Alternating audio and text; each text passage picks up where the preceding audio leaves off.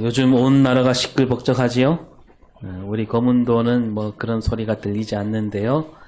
여수만 나가더라도 곳곳에 걸린 현수막에다가 길거리에는 뭐 파란색, 빨간색 옷을 입은 사람들이 줄줄이 서서 머리를 숙이고 있습니다. 확성기를 틀고 자기 이름을 막 소리치고 노래를 틀면서 울려 퍼지면서 지나가고 텔레비전도 틀면 막 그런 소리들이 끊어지지 않고 있는데요. 제22대 국회의원 총선거가 이제 코앞으로 다가왔기 때문에 그런 건데, 저는 엊그제 사전 투표를 했는데요. 아직 안 하신 분들은 이번 주 수요일에 꼭 하시기 바랍니다. 이번에는 서도 전수관에서 하면 되지요. 제가 4년 전 21대 총선 때 이런 글을 쓴 적이 있는데요. 투표란 누군가를 고르거나 뽑는 일이 아니다. 투표 용지는 우리에게 묻고 있다. 너는 어떤 사람인가? 너는 어떻게 살아왔느냐? 너는 앞으로 어떤 세상을 만들 건가? 그 투표지가 우리에게 그렇게 묻고 있다는 거죠. 그래서 우리는 이 물음에 답을 적어서 투표함에 넣어야 할 것이다. 잘 썼지요? 그렇다고 해서 여러분 거기다가 막 쓰면 안 돼요. 내가 던지는 한 표가 뭐요? 우리가 바라는 좋은 세상을 만드는 일, 그게 투표라는 겁니다. 어떤 사람들은 그렇게 말하기도 합니다. 이번 선거가 어떻게 될까? 막 전문가들이라는 사람들이 나와서 뭐 어쩌니 저쩌니 그럽니다. 뭐 이쪽이 이긴다.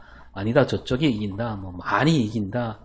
아니 뭐 적게 이긴다. 뭐 이렇게 얘기하고 있는데, 마치 저 이름 모를 나라끼리 축구 경기를 보듯이 그렇게 말하는 사람들이 많습니다. 그래서 뭐 이 나라가 축구 기술이 좋아서 이긴다. 아니다. 이쪽 나라 저쪽 나라 선수들이 덩치가 더 좋으니까 이긴다. 뭐 이렇게 강 건너 불구경하듯 말하기도 합니다. 뭐 우리 옛말에 굿이나 보고 떡이나 먹자, 그런 식으로 보는 경우가 있는데, 이 나라 일꾼을 뽑는 선거는 그렇게 볼 수 없습니다.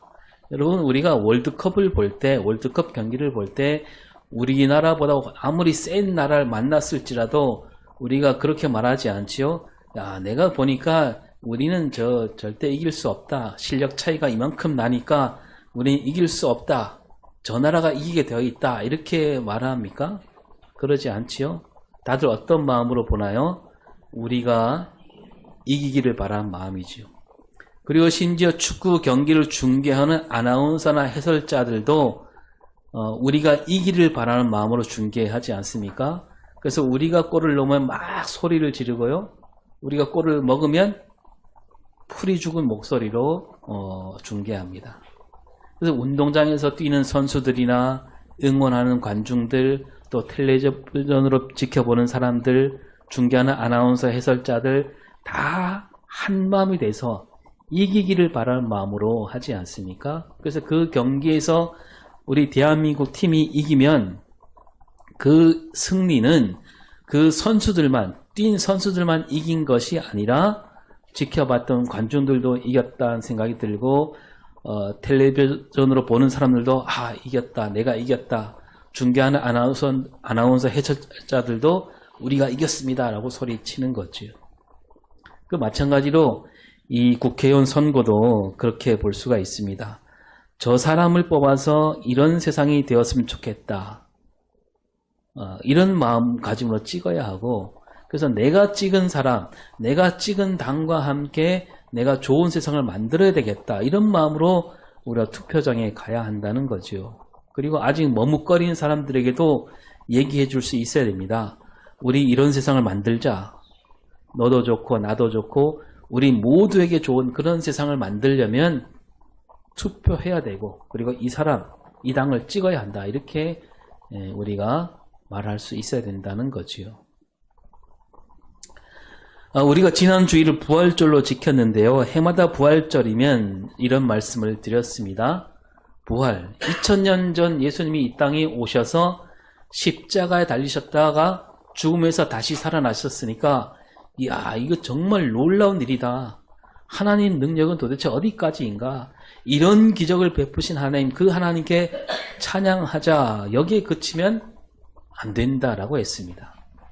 부활은 그때 2000년 전 그 땅에서 예수님에게만 일어난 일, 예수님에게만 일어난 기적은 아니라고 했습니다. 그러니까 이 하나님께서 예수님을 다시 살리신 일, 예수님만 살리신 일로 끝나지 않는다. 부활은 그 너머의 뜻이 있다고 했습니다. 그러니까 예수님이 죽음을 이기셨다. 이 말은요, 예수님만 이겼다. 그래서 우리가 지켜보면서 놀랍다, 찬양하자, 그런 뜻을 넘어서서 예수님이 죽음을 이기셨다. 이 말은 예수 믿는 우리가 같이 이긴 일이에요. 예수님만 이긴 게 아닙니다. 예수 믿는 모든 사람이 이긴 일이에요. 예수님이 다시 살아나셨다. 이 말은 뭐냐면 예수님만 그때 살아나셨다. 그런 뜻을 넘어서서 예수님이 살아나실 때 우리도 같이 살게 되었구나. 그런 뜻이라는 겁니다. 여러분, 지난주에 말씀드렸듯이 예수님이 십자가에 달리실 때 성전에 뭐가 찢어졌다 그랬습니까? 휘장이 쫙 갈라졌습니다. 이 성전 휘장은 하나님과 우리 사이를 가로막고 있다 그랬습니다. 이 성전 휘장은 우리를 덮고 있는 덮개였고 가리개였다 그랬죠. 또 죄악이 세상을 덮고 있습니다. 그 죄악이 세상 우리를 덮고 있으니까 우리 안에 있던 하나님의 형상을 가로막고 있었다는 거죠. 그런데 예수님이 십자가를 지심으로 그것을 다 걷어치우신 거예요. 죄악을 다 걷어내니까 뭐가 드러난 겁니까? 우리 안에 있는 하나님 형상이 드러나게 되는 거고, 하나님의 형상이 드러나게 되면 거기에는 생명과 소망이 솟아나기 마련이라는 겁니다. 우리는 그래서 예수를 믿는 사람들은 예수 부활을 믿는 것이고, 예수 부활을 함께 우리가 겪는 사람이고, 따라서 예수 믿는 우리는 우리 안에 있는 하나님의 형상이 드러난 사람들이 된 겁니다. 따라서 우리 앞에는 뭐가 있습니까? 우리 앞에는 죽음을 이겼으니까 생명이 있는 거예요. 그리고 예수님이 부활하셨듯이 우리도 다시 살 수 있다는 소망을 갖게 되는 겁니다. 오늘 우리가 읽은 요한 1서 말씀은 예수님 부활로 말미암아 예수 믿는 우리는 어떻게 달라졌는가, 그걸 짚어주는 말씀이에요. 오늘 말씀 제목을 이렇게 지었습니다. 시작. 네, 다시 시작. 여기서 말하는 소망은 무슨 소망일까요? 부활 소망입니다. 영생에 이른다는 소망이에요. 자, 근데 3절을 볼까? 3절 시작. 주를 향하여 이 소망을 가진 자마다 그의 깨끗하심과 같이 자기를 깨끗하게 하느니라. 예. 무슨 소망이냐면 주를 향하여 이 소망을 가진 자. 이 사람들이 누구냐면 우리 예수 믿는 사람들. 예수 믿는 사람들이 바로 이런 사람들이라는 거죠. 주를 향해서 이 소망을 가진 사람.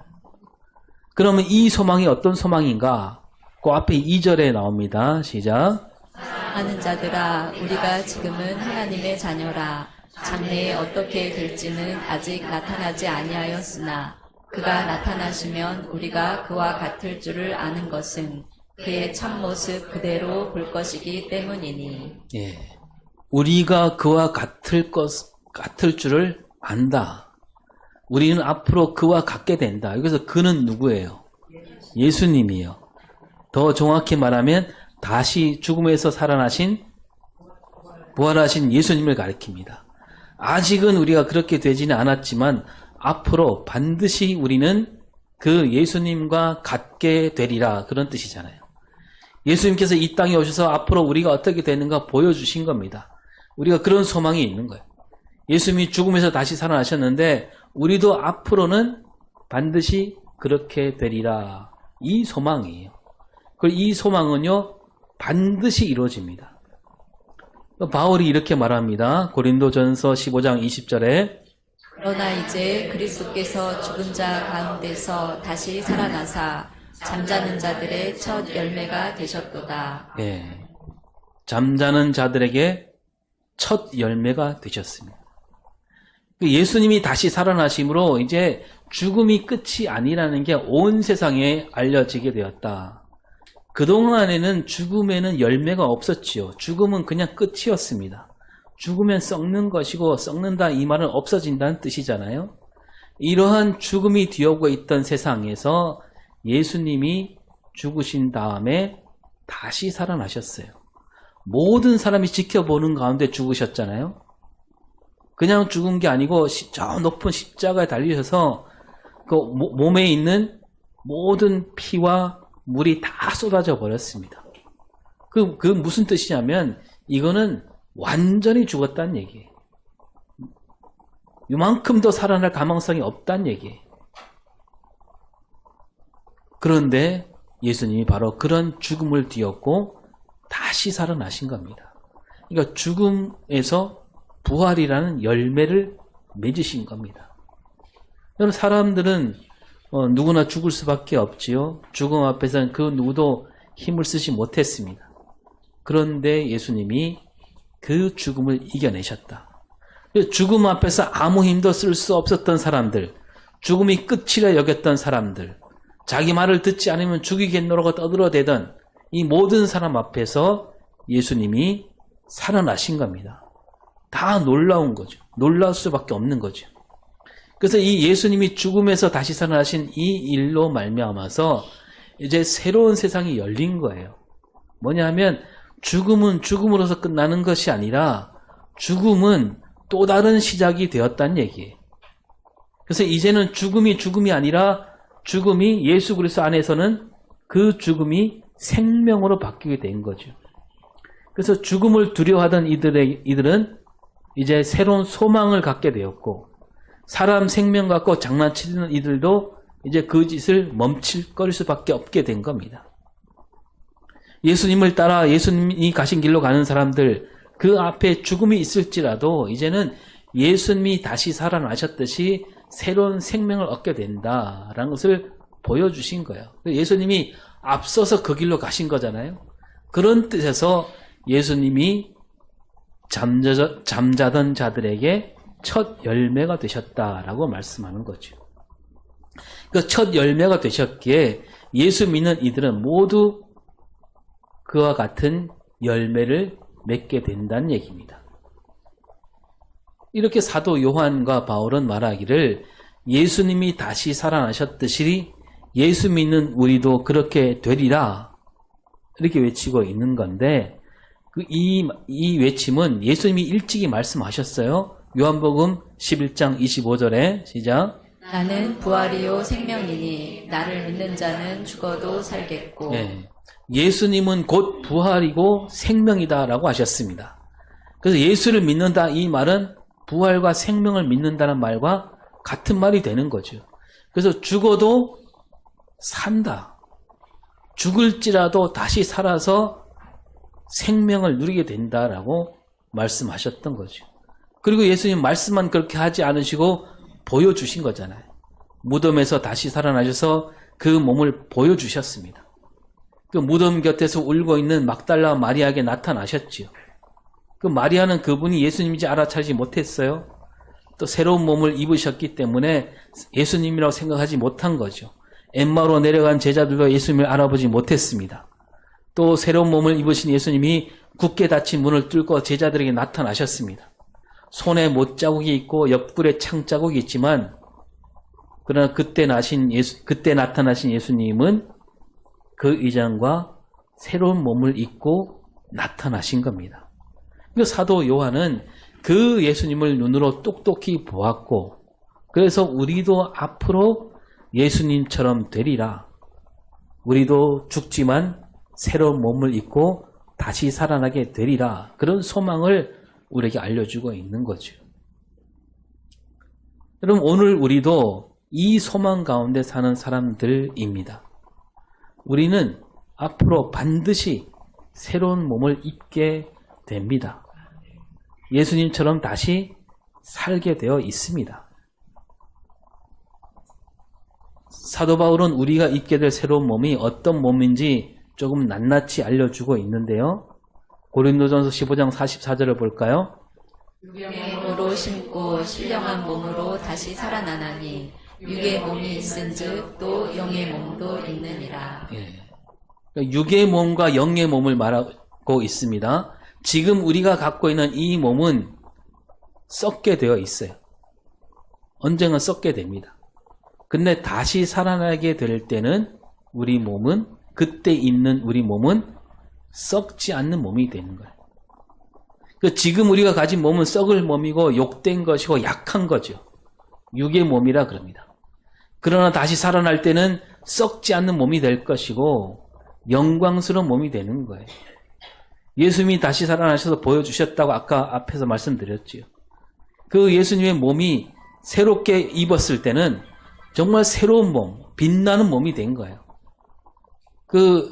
돌아가시기 전에도 저 산 위에 올라가셔서 미리 보여주셨습니다. 광채가 빛나는 그런 몸을 보여주셨지요. 그 새로운 몸은 강한 몸이 되고 약한 몸이 아니라 강한 몸이 되고 신령한 몸으로 다시 살게 되는 거죠. 그래서 지금 우리 몸은 육의 몸이고 새롭게 입을 몸은 영의 몸이다. 이 말은 만질 수 없는 몸이다 그런 뜻이 아니에요. 진짜 새로운 몸을 만질 수 있는 그런 몸이 되는데 그 몸은 새로운 몸, 이전과 견줄 수 없는 그런 몸이 된다는 거죠. 그래서 우리가 예수 믿다가 죽게 되면 우리 영혼만 살아나는 것이 아니라 우리 몸도 다시 살게 됩니다. 여러분, 우리가 주일마다 아까도 사도신경 했지만 우리 신앙을 다시 되새기잖아요. 마지막에 이렇게 됩니다. 성도의 교제와 죄를 용서받는 것과 그 다음에 뭐죠? 몸의 부활과 영생을 믿습니다. 영혼의 부활이 아니에요. 몸의 부활과 영생을 우리가 믿고 있는 겁니다. 어떤 이들은 잘못 알고 있습니다. 기독교가 이제 몸은 더럽게 여기고 영혼만 다루는 종교다. 그렇게 생각하는 사람들이 있어요. 옛날부터 있었습니다. 영지주의자들이 그랬는데, 그래서 하나님이 이 땅에 오실 때 몸으로 오지 않았다. 그러니까 몸으로 오지 않았으니까 몸이 다시 살아나는 일 따위는 없을 거다. 이렇게 말하는 사람들이 많았습니다. 지금도 있고요. 하지만 성경은 틀림없이 우리에게 말씀해 주시는데 우리 기독교는 영혼만 다루는 종교가 아니에요. 우리 기독교는 영혼과 몸이 함께 어우러진 종교입니다. 그래서 예수님께서 다시 살아나실 때 보여주신 거죠. 만져보라고도 하셨습니다. 그 예수님을 따라 우리 모두 몸과 영혼이 새로움을 입게 되는 겁니다. 그러면 지금 우리가 입고 있는 이 몸은 뭐냐? 새로운 몸이 올 거니까 이건 아무것도 아니냐? 그것 또한 아닙니다. 앞에 말씀드린 대로 지금 우리가 갖고 있는 이 몸은요, 씨앗이에요, 씨앗. 여러분, 씨앗이 없다면 싹이 돋아날 수 없겠지요? 따라서 지금 우리가 이 씨앗인 우리 몸을 잘 가꿔야 됩니다. 썩어져 없어질 것이라 해서 함부로 다뤄서는 안 된다는 거죠. 좋은 싹이 날 수 있도록 가꾸도록 힘써야 됩니다.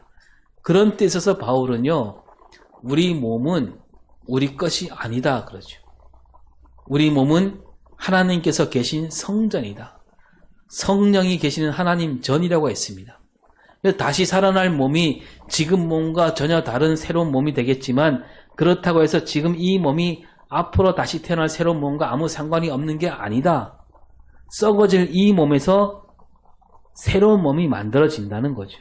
그래서 우리가 지금 이 땅에서 이 몸을 입고 잘 살아내야 하는 까닭이 여기에 있는 거예요. 지금 이 땅에서 하나님 뜻대로 잘 살아야지만 씨앗이 땅에 잘 심기는 것과 같은 이치가 되는 겁니다.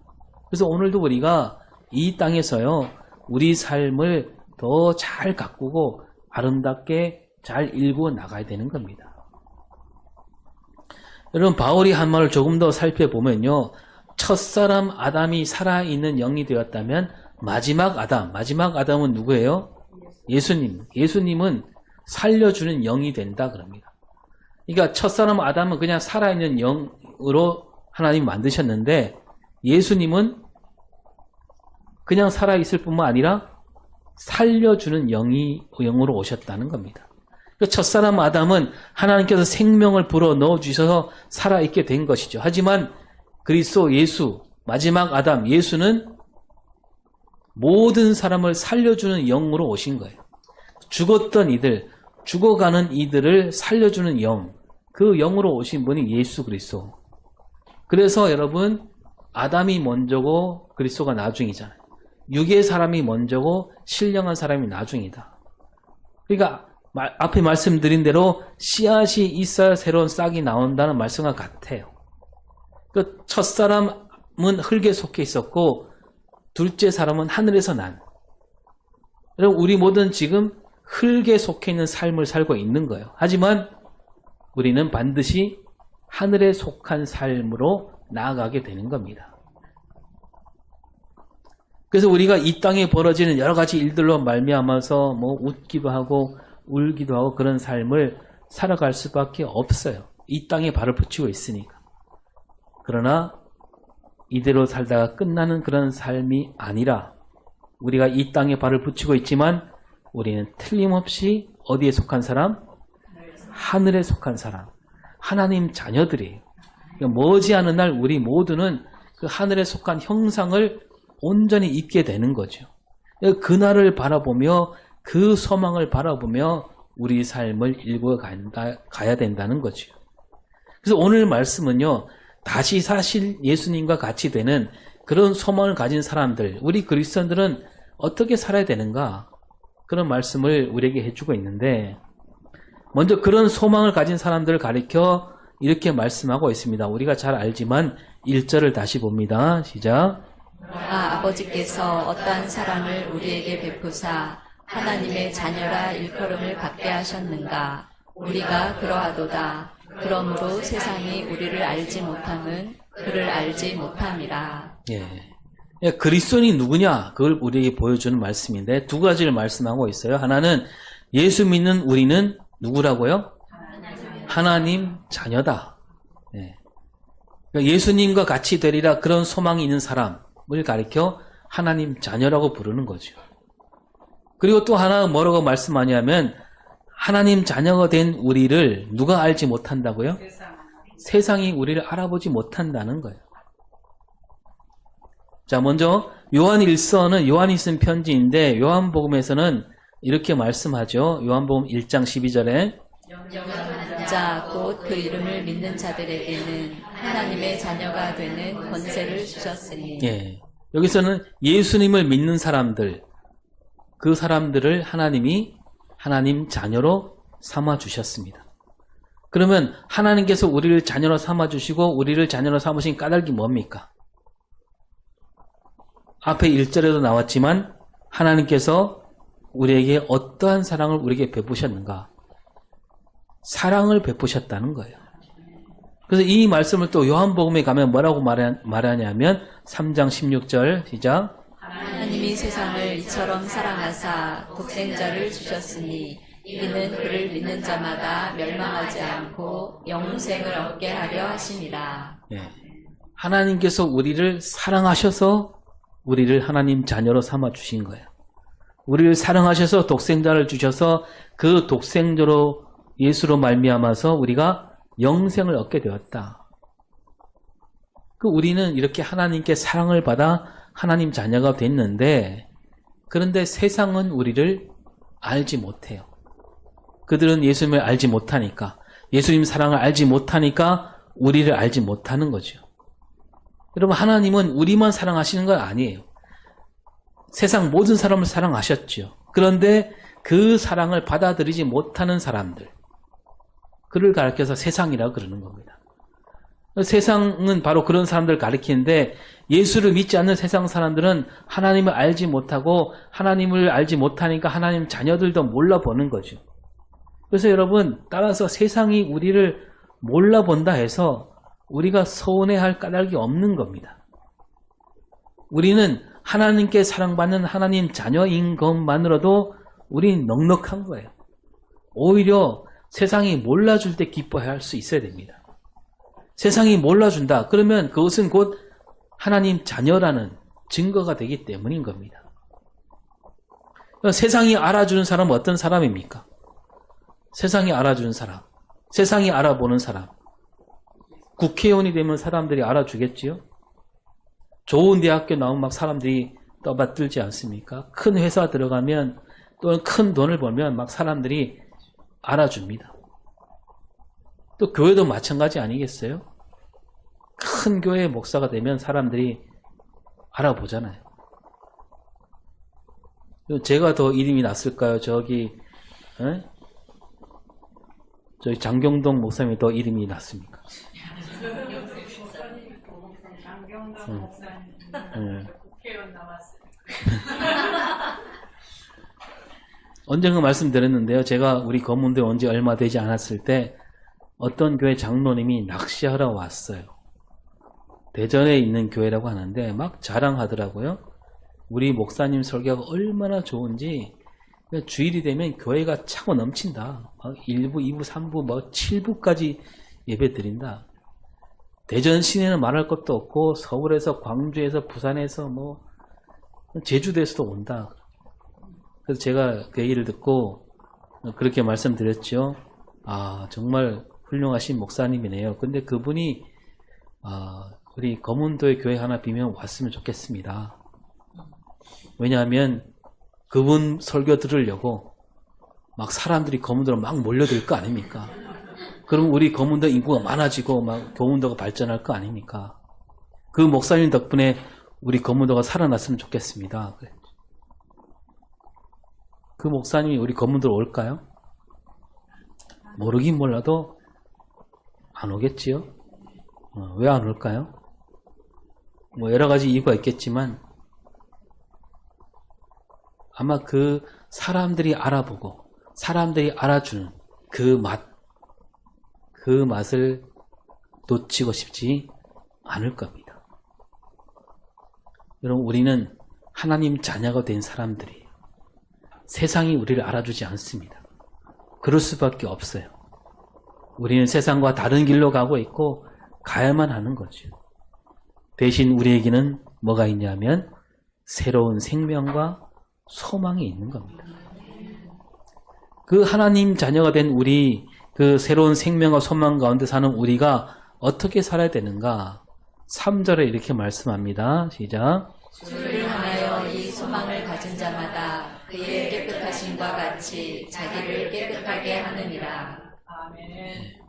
예수님은 깨끗하신 분이에요. 우리도 깨끗하게 살아야 한다는 거죠. 깨끗하다 이 말은 거룩하다는 뜻과 같은 거예요. 이 마귀가 다스린 세상은 더러운 거죠. 자기를 깨끗하게 하려면 우리가 죄를 짓지 않도록 힘써야 됩니다. 그래서 4절에서 뭐라고 합니까?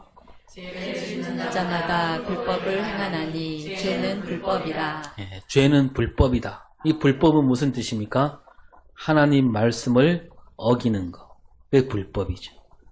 하나님 말씀을 어긴다는 말은 하나님을 멀리 떠나는 일이고, 하나님 사랑을 받아들이지 않는 사람들은 하나님 자녀가 될 수 없는 거고, 하나님 자녀가 아니니까 죄 가운데 살 수밖에 없고 불법을 저질 수밖에 없는 겁니다. 근데 우리는 다르잖아요. 우리는 하나님 자녀가 된 사람들이고 그리스도인입니다. 예수님이 이 땅에 오실 때 죄를 없애려고 오셨습니다. 우린 그 진리를 잘 알고 있습니다.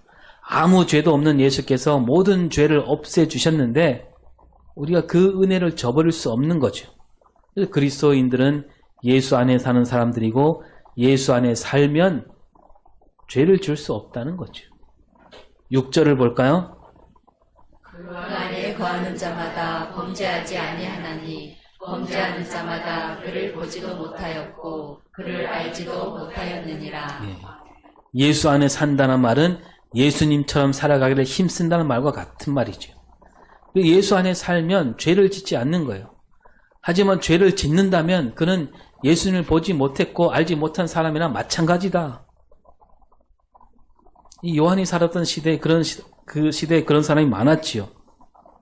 죄에 빠져서 틈만 나면 죄를 짓는 이들이 많았습니다. 왜냐하면 예수 믿는 사람보다 믿지 않는 이들이 훨씬 많은 세상이었습니다. 그러다 보니 예수 믿는 이들이 자기 신앙을 지켜내기가 쉽지 않았던 거죠. 예수 안에 사는 사람으로서 죄를 짓지 않도록 하려면, 마귀와 싸워 이기려면 어떻게 살아야 되는가? 7절에서 말합니다. 시작. 자녀들아, 아무도 너희를 미혹하지 못하게 하라. 의를 행하는 자는 그의 의로우심과 같이 의롭고. 네. 아무도 너희를 미혹하지 못하게 하라. 이 말은 뭐냐 하면 빈틈을 주지 말라는 얘기예요. 세상은 온갖 손짓으로 우리 예수 믿는 사람들을 흔들고 있는 거예요. 우리 소망을 흔들고 있어요. 근데 예수님을 바라보며 예수님처럼 살기를 힘쓰면 그런 빈틈을 우리가 줄일 수 있고 그 손짓을 이겨낼 수 있다는 거죠. 죄를 짓는다면 마귀에게 속한 것이나 다름이 없다, 이런 마음가짐. 여러분, 마귀가 어디 따로 있는 게 아니고 죄를 짓게 하는 일이 곧 마귀예요. 온갖 수단을 써서 죄를 짓게 만들지요. 가족을 이용하기도 하고요. 우리 약한 마음 고리를 이용하기도 합니다. 우리는 하나님 자녀로서 거기에 맞설 수 있어야 되는 겁니다. 우리가 예수 안에 있는 사람들에게 우리는 죄를 짓지 않기를 힘써야 되고 예수 안에 사는 사람들답게 살아가야 됩니다. 그렇게 할 때 아무도 우리를 껴낼 수 없다는 거죠. 그리고 더 나아가서 마귀와 싸울 수 있어야 됩니다. 온 세상이 마귀 손아귀에 벗어난 그날까지 우리가 힘을 기울이는 그런 삶을 살아야 되고, 이어서 뭘 행하라? 의를 행하라 그럽니다. 우리는 하나님 자녀란 말은 다른 말로 하면 의로운 사람이에요. 의로운 사람이니까 의를 행해야 되는 거죠. 예수님이 의로우셨잖아요. 따라서 예수 믿는 사람들, 예수 안에 사는 사람들, 새로운 생명과 소망을 가진 사람들은 의로운 사람인 거예요. 우리가 지난 종료주일의 말씀을 나눌 때 예수님이 이 땅에 뭘 이루셨냐 하면 정의와 공의를 이루셨습니다. 예수님이 말씀하신 구원이 뭐냐? 죽어서 가는 저 하늘나라, 그것만 구원이 아니고, 구원이 뭐냐 하면 이 땅에 무엇을 이루는 거요? 의를 이루는 거. 정의와 공의를 이루는 게 그게 구원이라 그랬습니다. 우리는 하나님께 구원받은 백성들이죠. 그래서 우리가 할 일은 이 땅에 하나님 나라를 이루는 일이에요. 우리가 이 땅에다가 하나님의 의를, 정의와 공의를 이루고자 힘쓰다 보면 죄악이 우리 안에 들어올 틈이 없어지게 되는 겁니다. 아무리 손짓해도 우리가 넘어가지 않는, 우리는 정의를 이루는 일에 힘쓰다 보니까 거기에 힘을 기울이면 이쪽에 눈을 돌릴 겨를이 없어지는 겁니다. 여러분, 우리에게는 소망이 있는 거예요. 앞에 말씀드린 대로 여기에서 이 소망은 바로 예수님과 같이 되기를 바라는 소망이고 다시 오실 예수님을 만나는 소망입니다. 그리고 그 소망은 반드시 이루어집니다. 그리고 그 소망은 깨끗한 소망이며 거룩한 소망이고, 우리가 그 소망을 바라볼 때 우리는 깨끗하고 의로운 삶을 살아갈 수밖에 없다는 겁니다. 오늘도 우리가 이 소망 가운데 그 소망으로 세상을 바꾸며 살아가는 우리 삶과 신앙이 될 수 있기를 바랍니다. 기도하겠습니다. 다시 사신 주님께서 우리에게 참 생명과 소망을 주셨습니다. 우리도 주님과 같이 되리라 그 소망에 힘입어 살게 하시고 그 소망을 따라 거룩하고 깨끗하게 살기를 힘쓰는 우리 삶, 우리 신앙이 되게 하여 주시옵소서. 감사드리며 예수님 이름으로 기도합니다. 아멘.